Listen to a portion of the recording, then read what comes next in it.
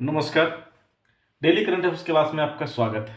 चलिए, आज की जो करंट अफेयर्स है उस प्रश्न को एक एक कर हम लोग समझते हैं। हाल ही में एन बीरेन सिंह ने मुख्यमंत्री पद से इस्तीफा दे दिया है। कौन? एन बीरेन सिंह ने मुख्यमंत्री पद से इस्तीफा दे दिया है।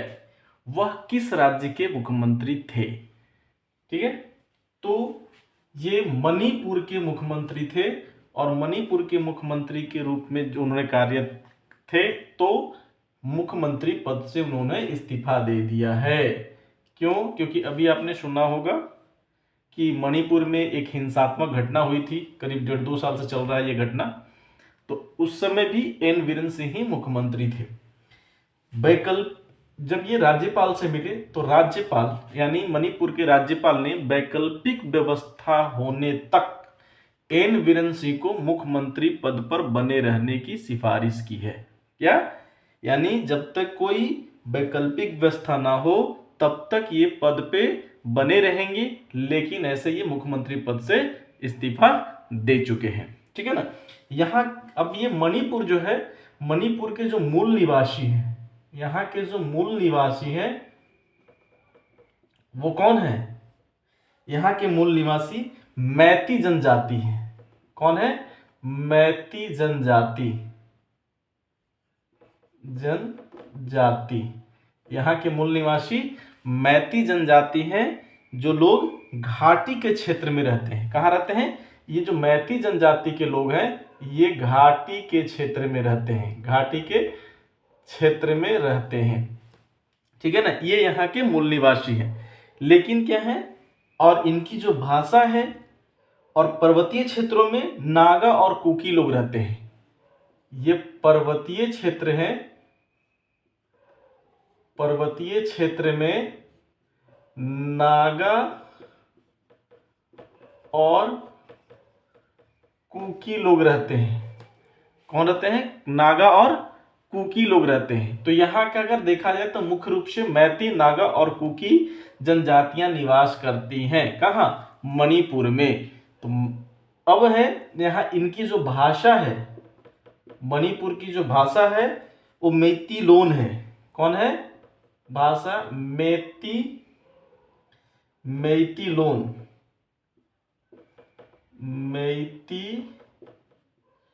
मैती लोन है, जिसको मणिपुरी भाषा भी बोलते हैं। और ये हमारी 8वीं अनुसूची में वर्णित भाषा है। इसे भारत की 8वीं अनुसूची में वर्णन किया गया है, यानी सम्मिलित किया गया है। क्लियर? तो मैती जनजाति मणिपुर से संबंधित है। अगर कभी प्रश्न ये पूछता है कि निम्न में से किस राज्य में मैती जनजाति रहते हैं, तो मणिपुर में, क्योंकि यहाँ जो हिंसात्मक घटना हुई है उससे लेकर के प्रश्न बना ही सकता है।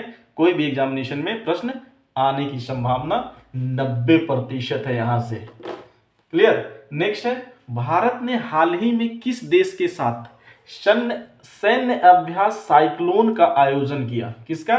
साइक्लोन सैन्य अभ्यास का आयोजन किया। तो मिस्र देश के साथ इसने सैन्य अभ्यास साइक्लोन का आयोजन किया। यह जो आयोजन है वो 14 दिवसीय है। कितने? 14 दिवसीय है। और इसका तीसरा संस्करण है। इसका ये तीसरा संस्करण है। ठीक है ना। कैमा संस्करण है? तीसरा संस्करण है साइक्लोन का। और ये 14 दिन तक चलेगा। कितने दिन तक? 14 दिन तक चलेगा। और ये कहाँ हुआ है? तो राजस्थान के महाजन फील्ड फायरिंग रेंज में। कहाँ हुआ है? राजस्थान में। ये हुआ आयोजन इसका राजस्थान के महाजन फायरिंग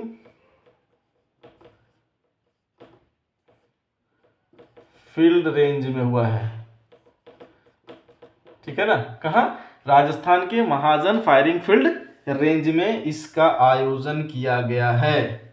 ठीक है। इसका उद्देश्य जो है, इस सैन्य अभ्यास का जो मुख्य उद्देश्य है वो है कि रेगिस्तानी वातावरण में पेशेवर कौशल साझा करने पर ध्यान केंद्रित करना। क्यों? क्योंकि राजस्थान में आपका क्या है, रेगिस्तानी क्षेत्र है, तो रेगिस्तानी क्षेत्र में हमारे सैनिक कैसे रह सकते हैं उस पर ध्यान केंद्रित करना है, इसलिए उसका आयोजन वहां किया गया है। हाल ही में भारतीय भूवैज्ञानिक सर्वेक्षण, कौन, भारतीय भूवैज्ञानिक सर्वेक्षण ने के एक सर्वे में किस राज्य में पोटास की प्रधान भंडार की पहचान की है? पोटास का भंडार मिला है कहाँ, किस राज्य में? जो भारतीय भू सर्वेक्षण किया है वो मिला है आपका राजस्थान में। भूवैज्ञानिकों को राजस्थान के क्षेत्र में पोटास का भंडार मिला है, ठीक है ना। अब इससे ये अनुमान लगाया जा रहा है कि अगर पोटास का भारत में उपलब्धता है तो भारत में जो आयात होती है पोटास की उसकी कमी आएगी, आयात में कमी आएगी, ठीक है ना। यह क्या है, यह पोटेशियम कार्बोनेट और पोटेशियम लवणों का अशुद्ध रूप है। किसका है? पोटेशियम, पोटेशियम कार्बोनेट, ये पोटेशियम कार्बोनेट और किसका? पोटेशियम लवण,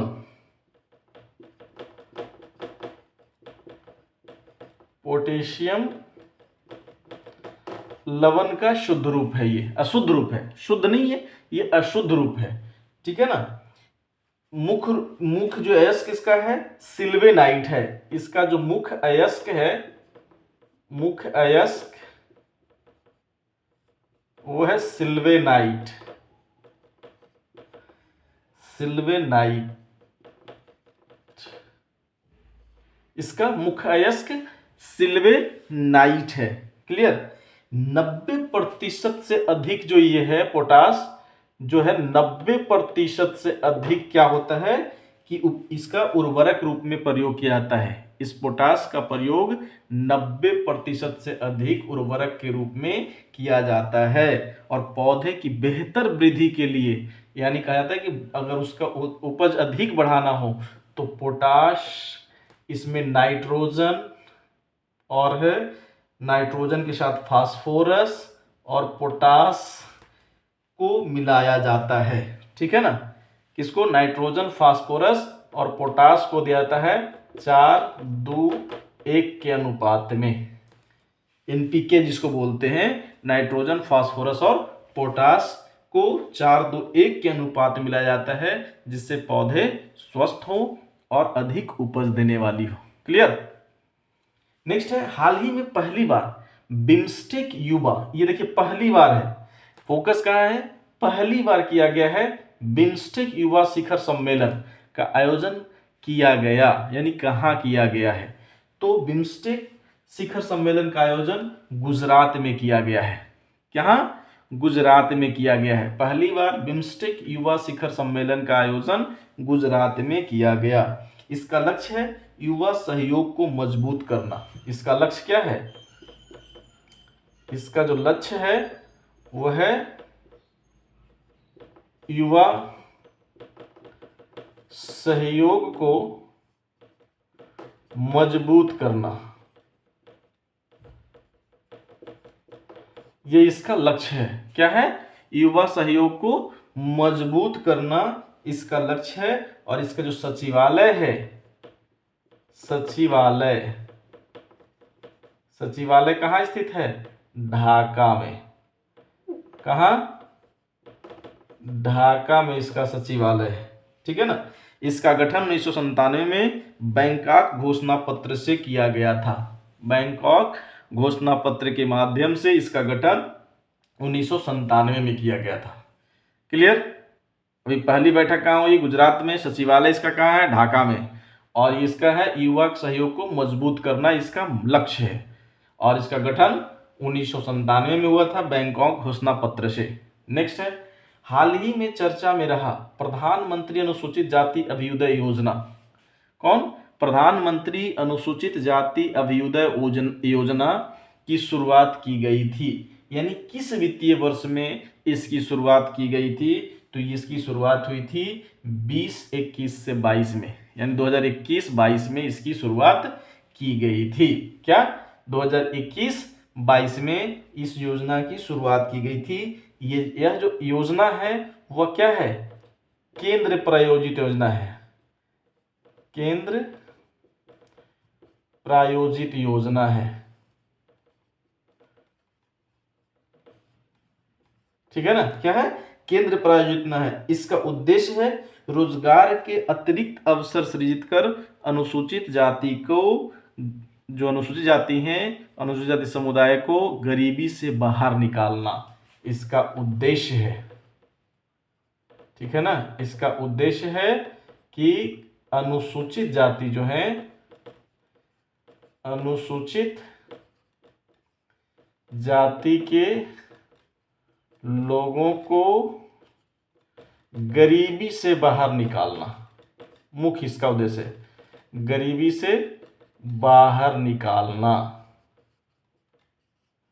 अब उसके लिए क्या होगा? तो रोजगार के अतिरिक्त मुहैया सुनिश्चित करना, यानी अतिरिक्त रोजगार प्रदान करना, ताकि इन लोग रोजगार के साथ कुछ और भी कर सकें, ताकि गरीबी से बाहर निकल सकते हैं। इसका मुख्य उद्देश्य है। क्लियर? ठीक है। अगर वीडियो अच्छा लगा हो तो वीडियो को लाइक करें, शेयर करें, कमेंट करें, और अगर चैनल पर नए हैं तो चैनल को सब्सक्राइब करें। Thank you. मिलते हैं नेक्स्ट क्लास में अगले दिन।